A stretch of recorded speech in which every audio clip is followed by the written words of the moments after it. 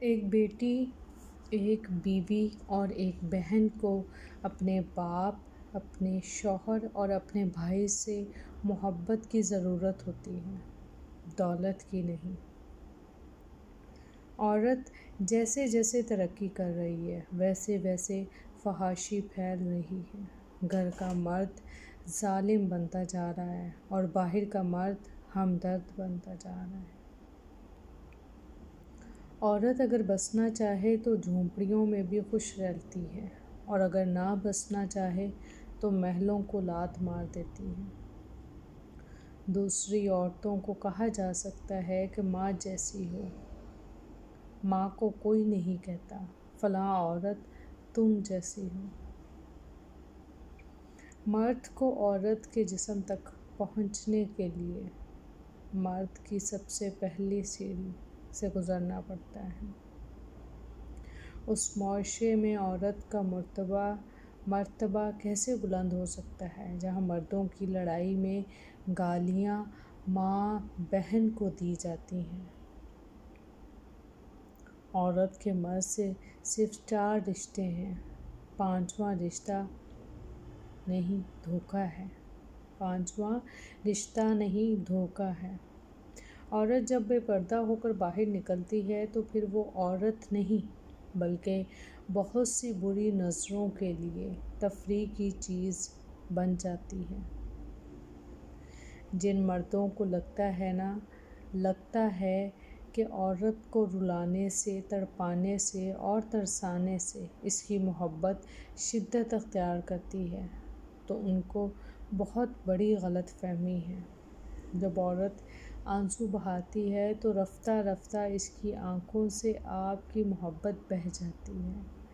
جس دن صبر آ گیا آنسو ختم تو محبت ختم۔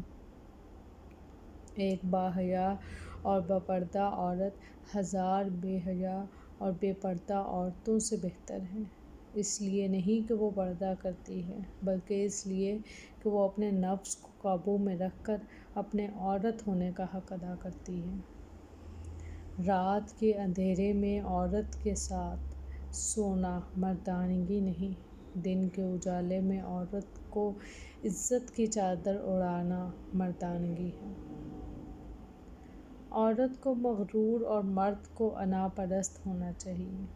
عورت اگر عاجزی اختیار کرے تو صرف اپنے معزز رشتوں کے لیے، محرم لوگوں کے لیے، غیر مرد کے لیے عورت کا مغرور ہونا ہی مفید ہے۔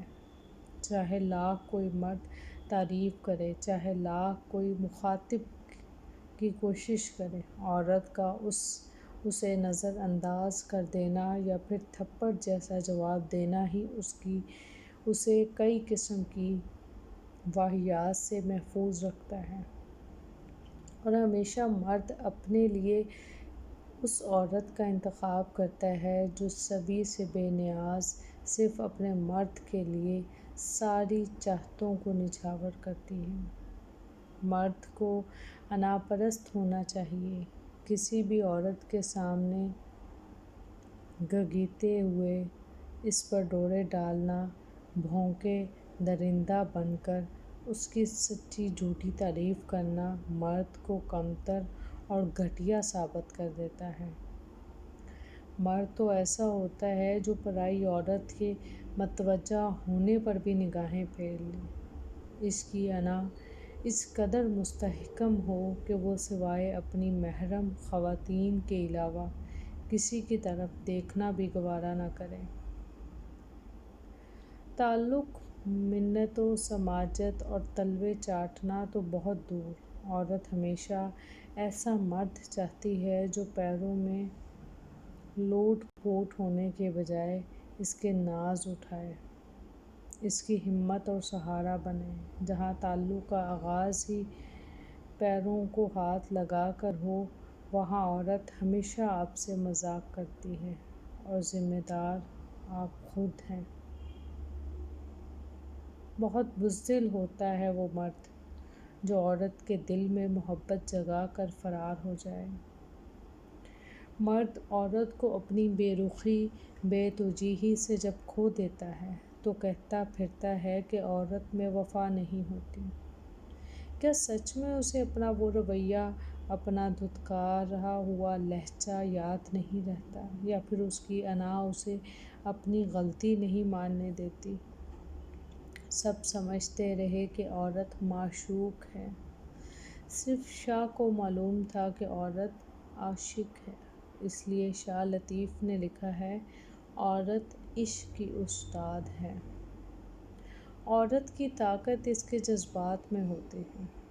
طوائف جسم تو دے دیتی ہے، مگر کبھی بھی اپنے جذبات تک کسی بھی مرد کو پہنچنے نہیں دیتی، جبکہ عام عورت جب محبت کرتی ہے تو سب سے پہلے اپنے جذبات دیتی ہے۔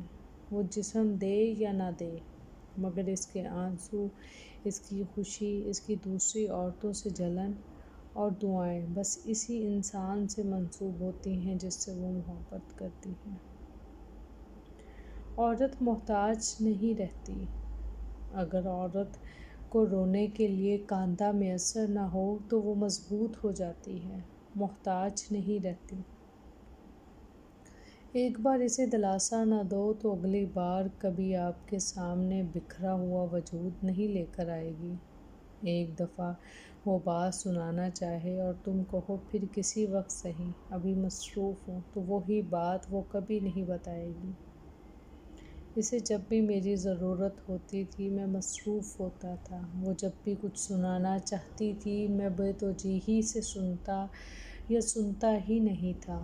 نتیجہ وہی ہوا، اس نے کہنا چھوڑ دیا، وہ مضبوط ہو گئی۔ وہ میری محتاج نہیں رہی تھی، اسے اکیلا رہنا آ گیا تھا۔ اپنی ماں اور بیوی دونوں کو بے پناہ عزت دو، کیونکہ ایک تمہیں دنیا میں لائی اور دوسری ساری دنیا چھوڑ کر تمہارے پاس آئی۔ وہ آج رو رو کے خود سے کہہ رہی تھی، عورت کو کبھی کسی سے محبت کرنی ہی نہیں چاہیے۔ محبت کرنی ہے تو بس خدا سے، جو رونے نہیں دیتا، جو بکھرنے نہیں دیتا، جو اذیت نہیں دیتا، جو بے قدری نہیں کرتا، جو تھام لیتا ہے، جو سمیٹ لیتا ہے۔ مرد نے عورت کے ساتھ ابھی تک سونا ہی سیکھا ہے، جاگنا نہیں۔ عورت درد سہ لیتی ہے مگر اپنی توہین نہیں۔ آنسو اس کی تکلیف میں اتنے نہیں نکلتے جتنے اسے وہ الفاظ رلاتے ہیں جس میں اس کی توہین کی گئی۔ شاید اسی لیے لوگ عورت کو کمزور سمجھتے ہیں، کیونکہ وہ الفاظوں سے آسانی سے ٹوٹ جاتی ہے۔ عورت کے تقدس کی حد یہ ہے، فرشتوں سے بھی اس کی بناوٹ کا پردہ رکھا گیا، اور پہلی عورت اس مرد کی پسلی سے پیدا کی گئی جس کی وہ منکوحہ کہلائی۔ بولنا عورت کا پیدائشی حق ہے اور بولتی ہوئی عورت کو سننا مرد کی پیدائشی بدقسمتی۔ عزت عورت کو دیے جانے والے تحفوں میں سب سے خوبصورت، قیمتی اور نایاب تحفہ ہوتا ہے، مگر اتنا مہنگا تحفہ دینا ہر مرد کے بس کی بات نہیں۔ عورت کو عزت خدا نے تحفے میں دی ہے اور مرد کو کمانی پڑتی ہے۔ عورت کی محبت سے نہیں، اس کی نفرت سے ڈرنا چاہیے کہ وہ جس کو خاص سے عام کر دے تو اس کے حق میں کی گئی دعائیں تک چھین لیتی ہے۔ عورت کو عزت کی نگاہ سے دیکھیں، نہ کہ عورت کی عزت کو نگاہ سے دیکھیں۔ جزاک اللہ۔